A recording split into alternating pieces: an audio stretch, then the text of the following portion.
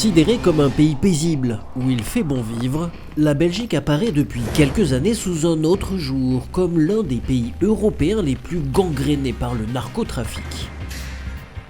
Les groupes criminels se sont montrés très entreprenants.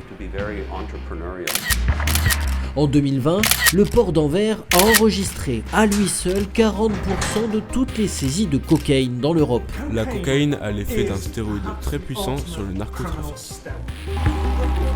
Pour faire clair, on voit deux grands groupes criminels s'épanouir en Belgique, la Mocro-Mafia et les groupes issus des Balkans, notamment les Albanais. Le trafic est surpuissant et il y a bel et bien quelque chose de pourri au royaume des Belges. Alors comment en est-on arrivé là? La Belgique est-elle devenue un narco-État? C'est ce que nous allons voir dans ce décryptage.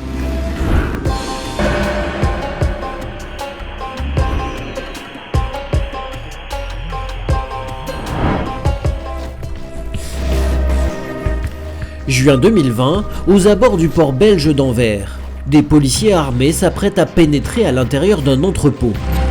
Une fois dedans, ils trouvent des conteneurs remplis d'outils.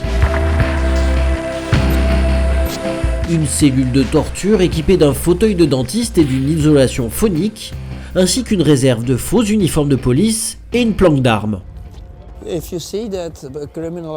Lorsque vous voyez des groupes criminels qui implantent des salles de torture ou disposent d'uniformes de police complets, c'est évidemment effrayant.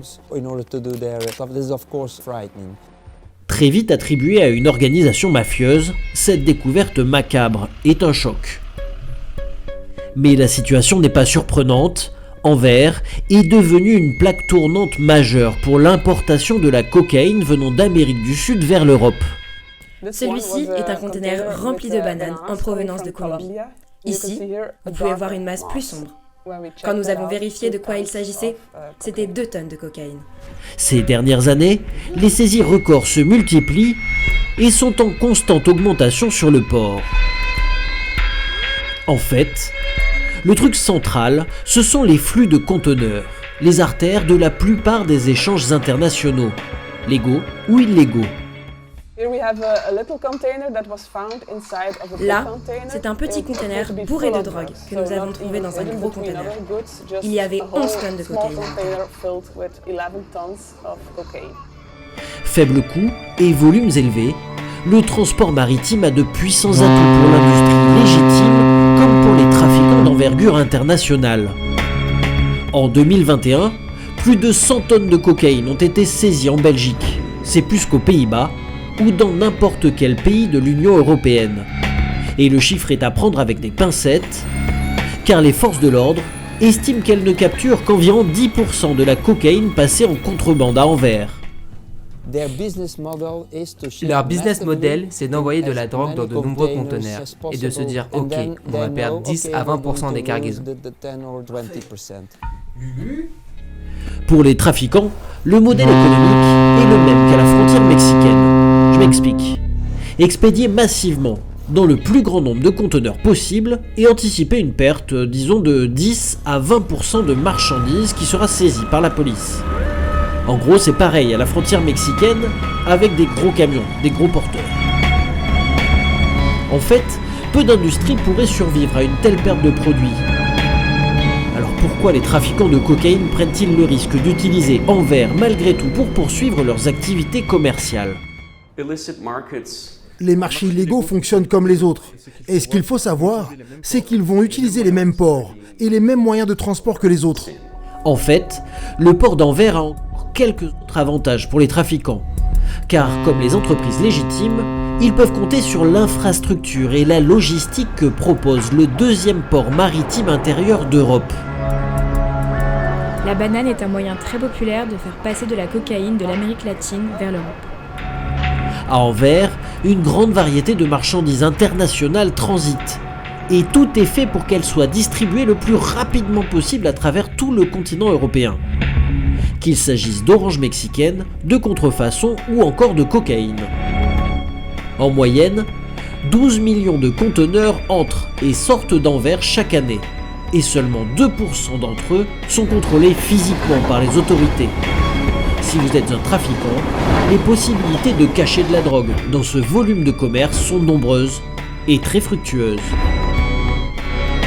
Fun fact, les bananes sont probablement le moyen le plus populaire de faire passer de la cocaïne d'Amérique latine vers l'Europe, car elles constituent l'un des principaux produits que les pays d'Amérique latine exportent vers l'Europe. Et comme les bananes sont des denrées périssables, les conteneurs sont traités en urgence et leur volume est tel que les douanes ont à peine le temps d'y jeter un œil. Ainsi, que vous importiez de la cocaïne, des méthamphétamines ou des médicaments contrefaits, le port d'Anvers est une formidable opportunité, une plaque tournante pour la distribution en Europe. Cela le rend particulièrement attractif pour les trafiquants, qui profitent d'ailleurs d'une forte hausse de la consommation de cocaïne en Europe au cours de la dernière décennie. Il s'agirait même aujourd'hui d'un marché plus lucratif que l'Amérique du Nord, complètement intoxiquée aux opioïdes.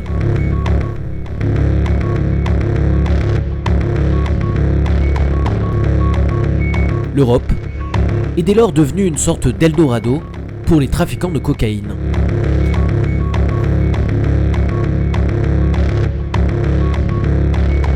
Et ce pour plusieurs raisons. Tout d'abord le prix, car le kilo de cocaïne est plus élevé en Europe qu'aux États-Unis. Mais le risque y est également bien moindre pour les narcos étrangers du fait du peu d'accords d'extradition existants entre l'Union européenne et l'Amérique du Sud.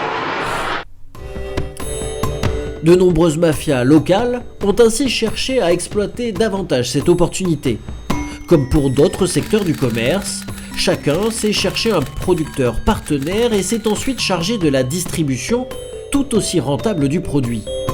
Parmi les groupes locaux, depuis plus de 10 ans, ce que l'on appelle aux Pays-Bas la Mocro-Mafia fait régner la terreur en Belgique, dans certaines parties de l'Espagne, mais aussi et surtout en Hollande, où des dizaines d'homicides sont liés à ces activités. Au début des années 90, toujours en quête de nouvelles filières d'exportation, les Colombiens misent sur des pays africains comme le Sénégal ou encore le Ghana pour toucher l'Europe avec leur cocaïne. Ils posent leurs valises de poudre au Sénégal et nouent ensuite des contacts tout le long du Sahel, immensité désertique peu contrôlée, pour acheminer la cam jusqu'au Maroc. De là, la cocaïne va pouvoir déferler via les filières traditionnelles du hashish. Et c'est là que l'on retrouve les réseaux des riffins entre le Maroc et les Pays-Bas. Des centaines de milliers d'euros du trafic de hash, le commerce va désormais se compter en millions, voire en milliards, et se muscler jusqu'à engendrer des flambées de violence. À partir du début des années 2000, la cocaïne colombienne est livrée quotidiennement par conteneurs au port d'Anvers. En accord avec leurs associés, les équipes de la Mocro ont pris le contrôle de certains secteurs du port à coups d'intimidation et de corruption. La filière quasi artisanale du hash devient une véritable industrie. Le 15e plus gros port du monde est ouvert H24 et une quantité invraisemblable de conteneurs y sont déversés chaque jour. L'an dernier, plus de 500 bateaux porte-conteneurs y ont fait escale et chaque bateau porte à lui seul plus de 10 000 conteneurs. Une fourmilière idéale pour faire passer la drogue sud-américaine. Un business très lucratif, négocié pour 1 million d'euros, la tonne de cocaïne sud-américaine est revendue au détail très facilement pour près de 180 millions d'euros en Europe. Réceptionnant près de 90% de la poudre sud-américaine, Anvers devient l'objet de toutes les convoitises. Les équipes de la Mocro y réalisent des profits extraordinaires, mais ne manquent pas de subir la concurrence d'autres groupes, tels que ceux issus des pays des Balkans, que l'Albanie, la Croatie et la Bosnie. Dans les années 90 et 2000, les Balkans ont connu des années de guerre et de conflits. La destruction des économies a poussé certains vers la criminalité. Mais le véritable boom pour les Albanais, c'est le trafic de cocaïne. Pendant la guerre des Balkans, nombre d'Albanais prennent le large vers l'Italie. Pour survivre, les familles se mettent au service des différentes mafias du pays, la Cosa Nostra, l'Ndrangheta ou la Sacra Corona Unita des Pouilles. Moins repérés que leurs agents habituels, les parrains italiens voient dans ces nouveaux venus une main-d'œuvre compétente. Ils leur confient d'abord la contrebande d'armes, le transport de migrants ou la gestion de petits réseaux de prostitution. Mais bientôt, les Albanais prennent part au trafic de drogue. En moins de 10 ans, des réseaux 100% albanais travaillent un peu partout en Europe et jusqu'en Amérique du Sud pour le transport et la revente du produit. De protégés, les Albanais passent doucement mais sûrement au rang d'associés de la mafia italienne. Ils prennent même la main dans certains territoires. À partir de 2010, on les dit notamment bien installés en Équateur, un pays clé dans le trafic de drogue internationale. Situé au sud-ouest de la Colombie, c'est un petit producteur de cocaïne, mais il devient la base de repli de l'expédition de la poudre face à la pression douanière sur la Colombie. Plusieurs affaires retentissantes, comme l'affaire du cartel Compagno Bello ou l'arrestation des membres de la famille Sekaj en témoignent. Cette famille coche toutes les cases du banditisme albanais. Arrêté en 2018, Arber Sekaj est mis en examen et décrit comme le chef d'une filière d'exportation de cocaïne. On lui attribue notamment les presque 700 kilos de poudre saisis dans un conteneur transportant une cargaison de bananes, l'un des produits écrans, transportés par sa compagnie d'exportation de fruits et légumes. L'année suivante, le père de l'accusé est lui aussi arrêté. Suivant les routes tracées par leurs parrains italiens, les Albanais ont su prendre le relais de la distribution de cocaïne en Europe. Achat du produit à bas coût, directement auprès des producteurs, entre 4 000 et 6 000 $ le kilo, envoi du produit par les mers, ou par les airs, ou encore via des mules, et revente sur le vieux continent, auprès de semi-grossistes, ou directement au détail, par les gangs albanais locaux notamment. Montant de la plus-value, une folie, entre les 6 € le gramme auprès du producteur, et les 60 à 100 € pour le consommateur, la marge est colossale. Ces fédérations criminelles transnationales sophistiquées ont ainsi augmenté leurs profits en prenant le contrôle du transport maritime entre l'Amérique latine et l'Europe. En d'autres termes, ils contrôlent désormais l'ensemble de la chaîne d'approvisionnement. Contrairement à une idée reçue, la principale marge bénéficiaire de l'industrie de la cocaïne ne se situe pas dans la vente au détail. Ce n'est pas non plus dans la production, mais c'est dans le transport que les marges sont le plus importantes. Dans la production, on estime les bénéfices à environ 150%. La marge de vente au détail, elle, serait d'environ 300%, mais dans le transport, selon l'endroit où vous vous rendez en Europe, elle serait de 1500%. Contrairement aux entreprises normales, les trafiquants de cocaïne peuvent faire preuve d'une extrême violence pour garantir la livraison des produits. Et ils peuvent également recourir à la corruption, comme le montrent de nombreuses enquêtes qui estiment à près de 15% la part de budget consacrée à la corruption. Les profits considérables ont permis aux trafiquants de disposer de budgets illimités pour corrompre les fonctionnaires de tous les pays. Une pratique qu'on connaissait traditionnellement comme associée aux pays les plus pauvres et qui est devenue de plus en plus courante en Europe.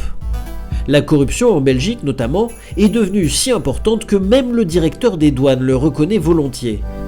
L'an dernier encore, des trafiquants ont soudoyé des responsables du port d'Anvers pour qu'ils ferment les yeux sur des conteneurs remplis de cocaïne qui arrivaient.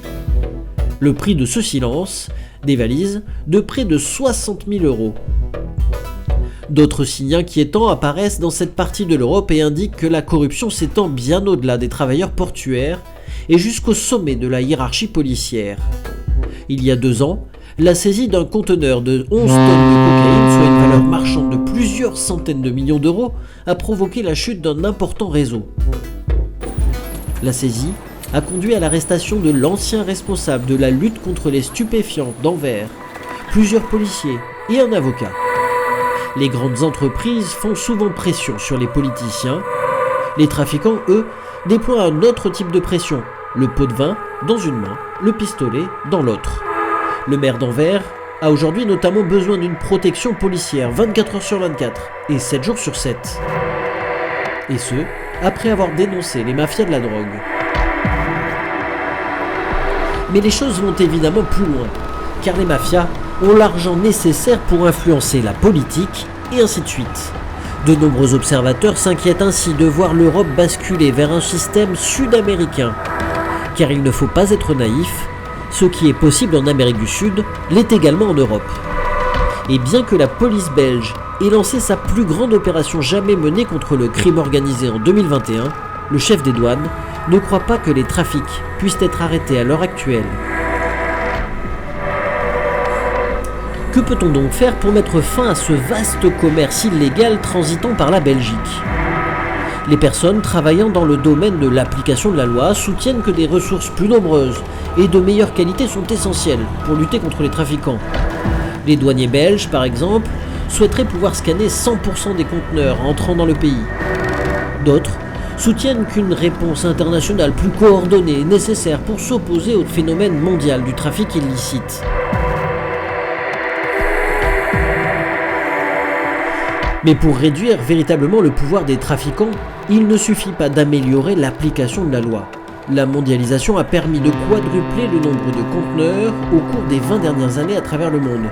Opportunités de dissimulation et d'échange, les cargaisons criminelles sont désormais infinies et difficilement quantifiables. Mais en dernier lieu, et comme souvent, il apparaît que l'hypocrisie de la pénalisation à outrance est peut-être surtout une donnée essentielle à interroger. Légales, les drogues ne seraient plus l'apanage des cartels, qui perdraient, là, leur principale source de revenus.